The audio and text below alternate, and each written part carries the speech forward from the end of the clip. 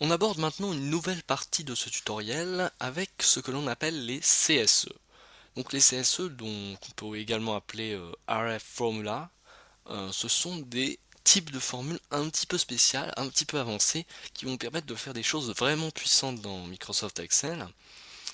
Et je vais vous présenter rapidement dans cette vidéo qu'est-ce que c'est en fait qu'une CSE, et je vais appliquer ça à un petit exemple très simple qui consiste par exemple à calculer la moyenne générale d'un élève étant donné ses notes et les coefficients des notes pour chaque matière.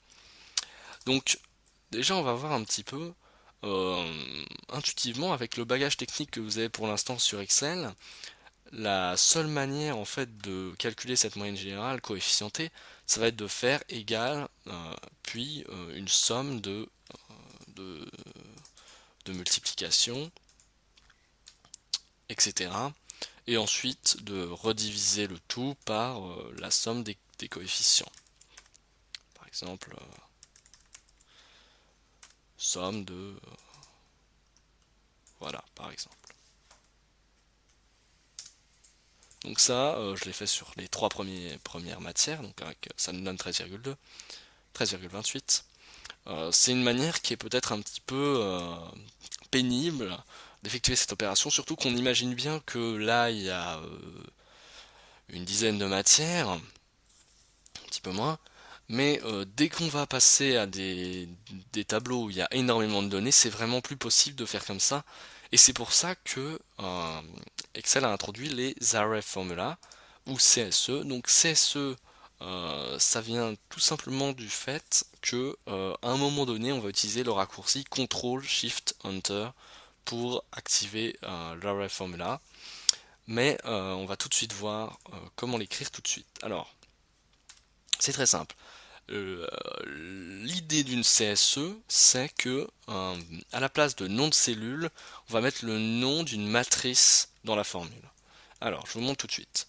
Si par exemple, vous avez envie de faire la somme de note fois coefficient, et ça à chaque fois, vous n'allez pas vous embêter à écrire à chaque fois le nombre, vous allez tout simplement faire égale somme de, et en paramètre, on va mettre la première matrice, et on va la multiplier par la deuxième matrice.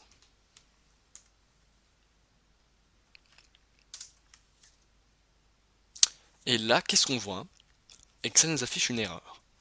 Donc cette erreur, c'est ce que vous risquez de voir apparaître si vous tapez cette formule simplement.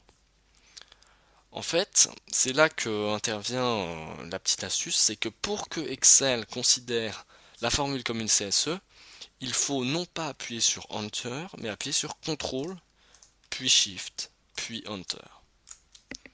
Donc là, on obtient vraiment la somme des produits. Euh, donc vous retenez bien cette petite manière de faire, CTRL, SHIFT, Enter, pour avoir la formule. Donc bien entendu, ici, si je veux terminer mon petit exemple, je redivise par la somme des coefficients, je rappuie sur CTRL, SHIFT, Enter, et j'obtiens la moyenne générale de l'élève, 12,45. Tout ça